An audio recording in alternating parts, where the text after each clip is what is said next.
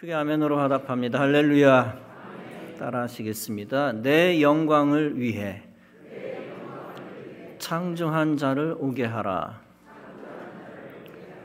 내 영광을 위해 창조한 자를 오게 하라는 제목으로 말씀 전합니다.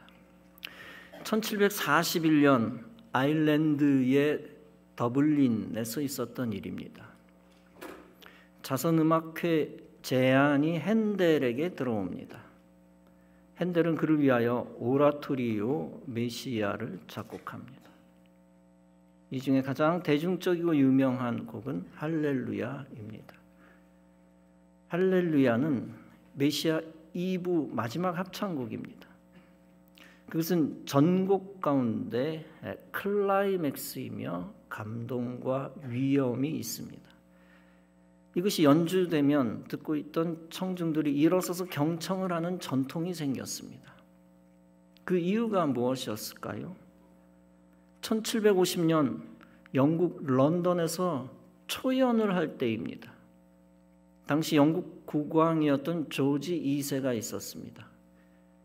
그가 전능하신 하나님이 다스리시도다라는 트럼펫 소리를 듣는 순간 자리에서 일어납니다. 그때 그곳에 있던 모든 청중이 하나둘씩 따라 다 일어났다는 이야기입니다. 이런 위대한 곡답게 282년 동안 지구상에서 가장 많이 연주된 곡입니다. 그 악보가 남아있기에 오늘도 우리는 그 역사의 현장에 들어가고 있습니다. 멘델스존은 핸델의 메시아 악보를 흘겨 쓴 악보라고 표현을 했습니다. 작곡자 핸델은 특히 할렐루야 합창곡에 이르러서는 도무지 알아볼 수 없을 정도로 심하게 갈겨 썼습니다. 아마 떠오르는 영감을 펜이 도무지 따라가지 못했기 때문이었을 것입니다. 핸델이 거대한 메시아 1, 2, 3부 53곡을 지었습니다. 2시간 연주곡입니다. 그것을 24시간 안에 작곡을 했다고 합니다. 그런 것은 성령의 역사가 아니고서는 도저히 불가능한 일이었을 것입니다. 할렐루야를 작곡하며 핸델은 악보에 눈물을 흘리고 있었다고 합니다. 그러면서 그는 이렇게 말했다고 합니다. 내가 육체 안에 있었는지 밖에 있었는지 모른다. 나는 내 앞에 천국이 온통 펼쳐진 것과 하나님의 완전한 사랑의 존전에 선 느낌을 받았다. 이처럼 그의 곡은 핸델이 전한 복음이라고 할 수 있습니다. 엄밀한 의미에서 메시아는 그가 작곡했다라고 이야기할 수 없습니다. 오히려 하나님이 주신 것을 그가 악보에 기록한 것이다 라고 말할 수 있습니다. 여러분, 이런 맥락에서 우리에게도 거룩한 임무가 생깁니다. 다름 아니라 하나님이 창조하신 거룩한 것을 세상에 드러내는 것입니다. 본문은 하나님의 창조 목적과 구원 목적을 말씀합니다. 그 창조 목적과 구원 목적은 하나님의 영광이라는 것입니다. 이사야는 하나님의 말씀을 대언하며 야곱을 향하여 말씀합니다. 야곱 한 사람만을 의미하는 것이 아닙니다. 야곱은 이스라엘 전체를 대표하는 대표 단수입니다. 즉 이스라엘 백성을 한 사람처럼 묘사한 것입니다. 따라서 이스라엘 민족 전체를 향한 말씀입니다. 본문은 말씀합니다. 네가 내 눈에 보배롭고 존귀하며 내가 너를 사랑하였은즉 내가 네 대신 사람들을 내어주며 백성들이 네 생명을 대신하리라. 이 말씀은 하나님이 선민을 사랑하셨다는 것입니다. 모든 열방을 희생시켜 가면서까지 선민을 구원하셨다는 것입니다. 본문은 계속 말씀합니다. 두려워하지 말라. 내가 너와 함께하여 네 자손을 동쪽에서부터 오게 하며 서쪽에서부터 너를 모을 것이며 내가 북쪽에게 이르기를 내놓으라, 남쪽에게 이르기를 가두어 두지 말라. 내 아들들을 먼 곳에서 이끌며 내 딸들을 땅 끝에서부터 오게 하라. 이것은 유대인 포로 귀환과 관련된 말씀입니다. 즉 바벨론 포로에 잡혀있던 이스라엘이 해방될 것이라는 것입니다. 창조주 하나님은 땅의 권세자를 향하여 말씀합니다. 땅을 향하여 명령하시고 권세자를 향하여 명령하십니다. 특히 바벨론 동서남북 전체를 향하여 명령하십니다. 내 백성을 내놓으라. 내 아들 딸들을 돌아오게 하라. 즉 하나님이 사랑하는 자들을 본향으로 돌아오게 하라는 것입니다. 그러면서 본문은 하나님이 왜 선민을 해방시켜 주시는지를 알려줍니다. 영적으로 보면 왜 그들을 구원하시는지 알려줍니다. 영적으로 보면 왜 그들을 회복시키고 높이시고 영화롭게 하시는지 알리십니다. 본문은 말씀합니다. 내 이름으로 불려지는 모든 자, 곧 내가 내 영광을 위하여 창조한 자를 오게 하라. 그를 내가 지었고 그를 내가 만들었느니라. 하나님이 택한 백성을 하나님이 땅 위에 두신 목적이 있다는 것입니다. 그 목적은 다름 아니라 하나님의 영광이라는 것입니다. 즉 하나님의 영광 때문에 하나님이 하나님의 백성을 창조하셨다는 것입니다. 에베소서 1장도 말씀합니다. 그 기쁘신 뜻대로 우리를 예정하사 예수 그리스도로 말미암아 자기 아들들이 되게 하셨으니 이는 그가 사랑하시는 자 안에서 우리에게 거저 주시는 바 그의 은혜의 영광을 찬송하게 하려는 것이라. 즉 하나님이 인간을 선택하셔서 양자로 삼으셨다는 것입니다. 그 구원의 궁극적인 목적이 있다는 것입니다. 그것은 하나님이 죄인으로부터 찬양받기 위함이라는 것입니다. 따라서 선택받고 구원받은 죄인은 마땅히 하나님께 영광 돌려야 합니다. 고린도전서 10장도 말씀합니다. 그런즉 너희가 먹든지 마시든지 무엇을 하든지 다 하나님의 영광을 위하여 하라. 즉 우리의 존재와 행위 전체의 이유는 하나님의 영광이라는 것입니다. 여기서 특히 중요한 것이 있습니다. 사도는 우리의 모든 행동에 세세한 것까지 규정했다는 것입니다. 그 세세한 모든 것이 다 하나님의 영광과 이어져야 한다는 것입니다. 즉 모든 구체적인 일상의 행동도 다 거룩한 의무를 갖는다는 것입니다. 따라서 인간의 모든 말과 행동이 다 하나님을 기뻐하며 드러내야 합니다. 하나님의 아름다움, 하나님의 의로움, 하나님의 거룩하심, 위대하심을 다 드러내야 합니다. 그것들을 최대한 확대하여 드러내야 합니다. 마치 망원경으로 안 보이는 것을 보이게 하는 것과 같습니다. 숨겨진 하나님의 위대하심을 계속 드러내는 것입니다. 인간이 가지고 있는 모든 수단과 방법을 다 동원하여 드러내는 것입니다. 인간이 과학기술을 발전시켜 왔습니다. 그것을 통해서 우리는 하나님의 위대하심을 계속 발견합니다. 상상조차 제대로 허락되지 않은 우주의 광활함을 부분적으로 발견합니다. 그때 우리는 기이한 하나님의 능력을 찬양하면서 하나님께 영광을 돌립니다. 우리가 하나님께 예배드리는 것은 하나님을 확대하는 것입니다. 하나님이 사랑과 은혜, 주님의 사랑과 은혜를 확대하여 드러내는 것입니다. 하나님의 거룩하심과 위대하심과 영광을 확대하여 드러내는 것입니다. 성도들이 모여 기도하고 찬송하고 말씀을 들으며 예배드립니다.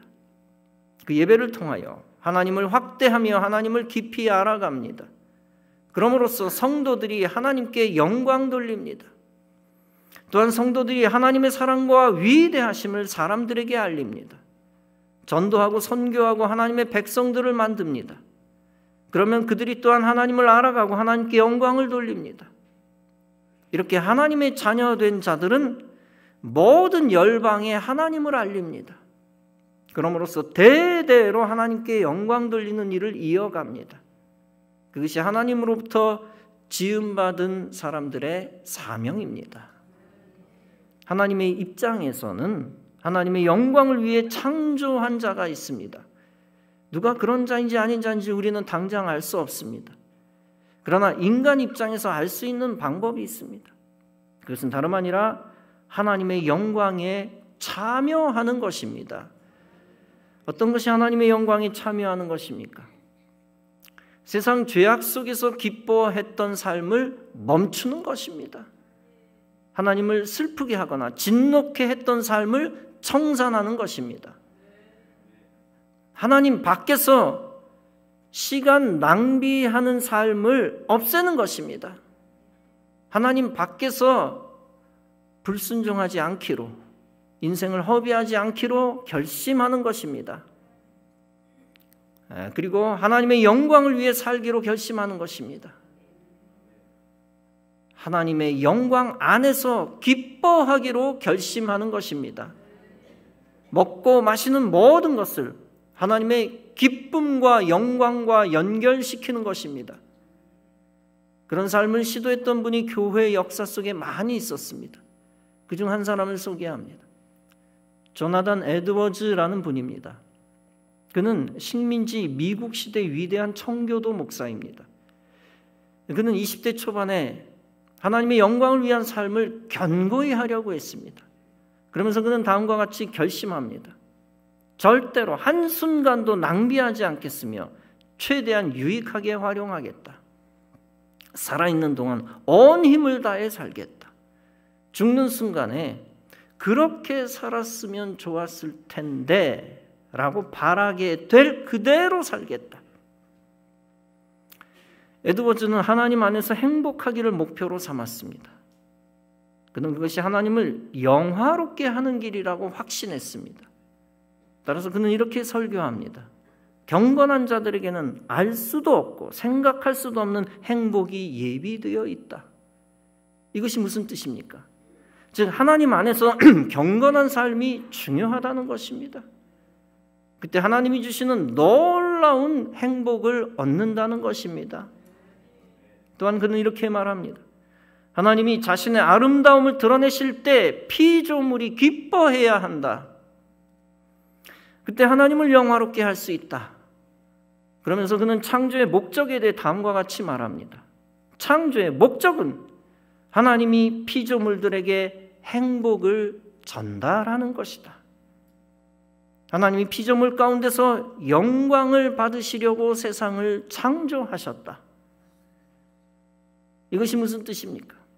본문의 말씀과 깊은 연관이 있는 것입니다. 내가 내 영광을 위하여 창조한 자를 오게 하라는 말씀입니다. 하나님의 영광을 위하여 창조 행위가 있었다. 특별히 하나님의 영광을 위하여 하나님이 지은 자가 있다라고 하는 걸 암시하는 것이죠. 하나님의 영광을 위하여 창조된 자가 누리게 되는 특권을 강조합니다. 그가 어떤 특권을 누립니까? 하나님의 영광을 위한 삶을 살게 되는 특권입니다. 하나님 가까이에서 하나님의 은혜와 기쁨과 영광을 얻는 특권입니다. 특별히 하나님의 영광 가운데서 기뻐하도록 지음받은 특권입니다. 따라서 하나님을 기뻐하는 것과 하나님께 영광을 돌리는 것은 같은 것입니다. 왜냐하면 하나님께 매료된 기쁨은 한 사람에게 머물고 끝나지 않습니다. 그 하나님께 영광 돌리면서 그 기쁨은 다른 사람에게 퍼집니다. 그러면 그 기쁨 가운데 있는 많은 사람들이 하나님께 영광을 돌리게 됩니다. 따라서 하박국 2장은 말씀합니다. 물이 바다를 덮음같이 여호와의 영광을 인정하는 것이 세상에 가득함이니라.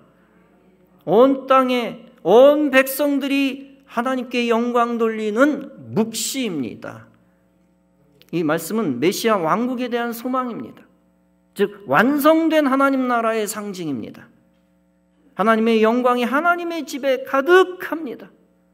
이때 하나님의 영광이 하나님의 집에만 머물러서는 안 됩니다. 하나님의 영광이 하나님의 집 밖으로 흘러 넘쳐야 한다는 것입니다.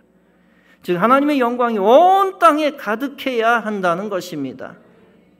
그런데 역사 속에서 하나님의 영광을 위해 가장 필요한 것이 있습니다. 다름 아니라 천국의 모형인 교회입니다. 교회는 가시적 교회와 불가시적 교회가 있습니다. 불가시적 교회, 보이지 않는 교회는 천국입니다. 영원한 하나님의 나라로서 구원받은 영혼들이 있는 완전한 교회입니다. 천국은 하나님의 영광이 영원부터 영원까지 가득한 곳입니다. 한편 가시적 교회는 이 땅에 있는 보이는 교회입니다. 이 교회는 천국으로 가는 도상에 있기 때문에 불완전합니다. 그 속에 여전히 인간의 허물과 죄가 있고 불신앙도 섞여 있습니다. 알곡 신자도 있지만 쭉정이와 가라지도 있습니다. 그럼에도 불구하고 여전히 교회는 그리스도의 몸입니다. 예배를 통하여 하나님의 영광이 가장 크게 올려지는 곳입니다. 그리고 하나님의 영광을 위해 창조된 자들이 모이는 유일한 곳입니다. 따라서 이 땅 위에서 여전히 유일한 천국의 모형입니다. 천국으로 가는 유일한 통로입니다. 천국의 기쁨이 가장 풍성한 유일한 곳입니다. 천국 백성들을 탄생시키고 모아들이는 유일한 곳입니다. 더 나아가 천국 백성들을 이 땅에 만드는 유일한 전초기지입니다. 교회가 없는 나라에는 기독교가 없습니다. 교회가 없는 도시와 마을에는 기독교인이 희박합니다. 교회가 없는 작은 마을의 기독교인들은 부득이 이웃 마을의 교회를 의지합니다. 하나님은 교회 없이 천국 백성들을 만드시지 않았습니다. 반드시 나라와 도시의 교회를 세우시고 예비 천국 백성들을 만드셨습니다. 그리고 그 교회와 예비 천국 백성들을 통하여 하나님이 영광을 받으셨습니다. 따라서 하나님의 영광을 사모하는 자는 교회를 사랑합니다. 교회를 사랑하고 교회를 세우는 것 자체가 하나님께 영광 돌리는 것입니다. 세상에 수많은 가공할 만한 건물들이 있습니다. 백수십 층 빌딩도 많고 거대한 공항도 많습니다. 수만 가구의 대단지도 많습니다. 그러나 그것을 통해 하나님이 직접 영광을 받으시지는 않습니다. 단지 기독교인이 그것을 만들어 하나님께 영광 돌린다면 다릅니다. 하나님이 그 간증을 통하여 영광을 받으실 수 있습니다. 그러나 아쉽게 수십 년, 수백 년이 지나면 그 간증은 묻혀버리기 쉽습니다. 인간의 망각 속에서 은혜로운 간증이 다음 세대에 전수되지 않습니다. 못합니다. 반대로 그리스도의 피로 사신 교회는 다릅니다. 교회 자체는 수백 년이 지나도 그리스도의 영광입니다. 도시와 지역 속에서 교회가 세워질 때 하나님의 영이 다스립니다. 가시적 교회의 탄생, 보이는 교회의 탄생, 그 자체로 하나님 나라가 임하는 것입니다. 그곳에 하나님의 영이 임하고 예배를 받으시고 영광을 받으십니다. 그 영적 거점을 통하여 지역에 하늘의 축복이 임합니다. 축복의 물줄기가 하늘로부터 교회에 내려옵니다. 그 축복의 물줄기가 교회 안에서 하나님의 백성 성도에게 흐릅니다.